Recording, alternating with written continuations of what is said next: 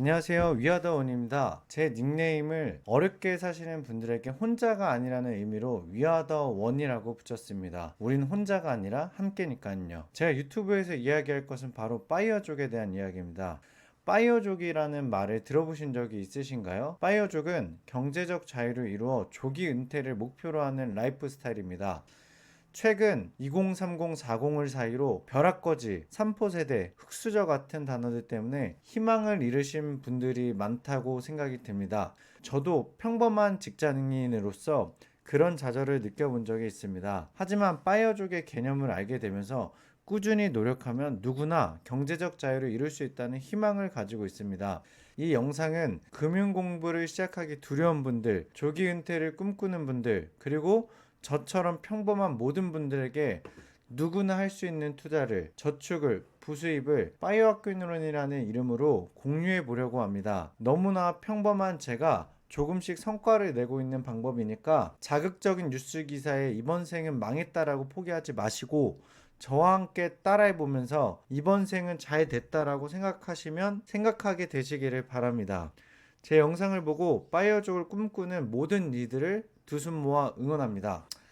일단 영광은 파이어족의 이해로 가지고 왔습니다. 저는 앞으로 유튜브를 통해 갖고 파이어족이 돼서 경제적 자유로 가는 그 과정을 기록하려고 합니다. 그 과정에서 구독자분들과 함께 우리가 파이어족에 가는 그 일대기를 그려보고자 생각하고 있습니다. 일단 영광에서는 우리가 파이어족을 가기 위해서는 파이어족이 도대체 어떤 것인지에 대한 이해가 필요합니다. 그래서 영광은 파이어족에 대한 개념 정리를 해보겠습니다. 파이어족이란 단순히 돈을 많이 벌어 은퇴하는 것이 아닙니다. 자신의 생활비를 충당할 수 있는 자산을 모아 경제적 자유를 하고 억지로 일하지 않아도 되는 상태를 말합니다. 즉 시간과 삶의 주도권을 되찾는 것을 말합니다. 최근 한국에서도 젊은 세대 사이에서도 주목받고 있습니다. 파이어족은 높은 연봉이 없어도 가능합니다. 중요한 건 계획과 실천입니다. 파이어족에서 가장 중요한 게 25배 4% 룰입니다. 이제 25배 4% 법칙은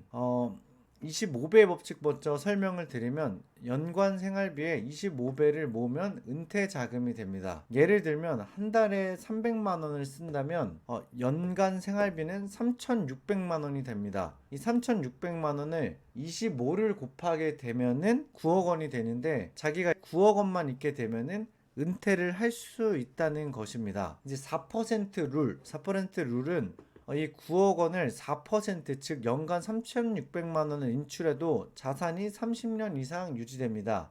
주식과 채권에 분산 투자했을 때 평균 7% 수익률을 가정합니다. 그렇다면 구체적으로 얼마가 있어야 내 은퇴 자금이 될까요? 이제 여러분의 은퇴 자금을 계산해 볼 수 있습니다. 다음 단계를 따라해 주시면 됩니다. 첫 번째, 월 생활비를 파악합니다. 주거비, 식비, 교통비, 여가비 등 모든 지출을 포함하는 월 생활비를 파악해 주시기 바랍니다. 두 번째, 연간 생활비 계산. 월 생활비에 곱하기 12를 해주시면 됩니다. 파이어 목표 자금. 연간 생활비에 아까 앞에서 배웠던 25배 법칙을 적용하여 25를 곱해주시면 됩니다. 예를 들어 월 250만 원을 쓴다면 연간 250만원 곱하기 12, 3천만원을 쓰게 됩니다. 그럼 목표는 3천만원에 25배 룰을 적용해서 3천 곱하기 25는 7억 5천만 원이 됩니다. 그러니까 결국 7억 5천만 원이 있으면 은퇴를 할 수 있다는 얘기입니다.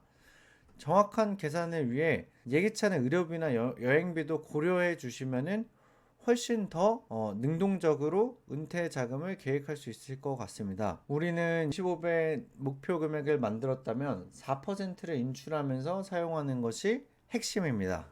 이제 목표 금액에 도달하는 방법에 대해서 얘기를 할 겁니다. 사실 7억, 10억 이 목표 금액에 도달하려면은 일반 직장인은 정말 이 금액까지 순수하게 저축으로 가기에는 너무나 어렵습니다. 그래서 이 목표를 달성하기 위해서는 절약과 투자가 핵심입니다.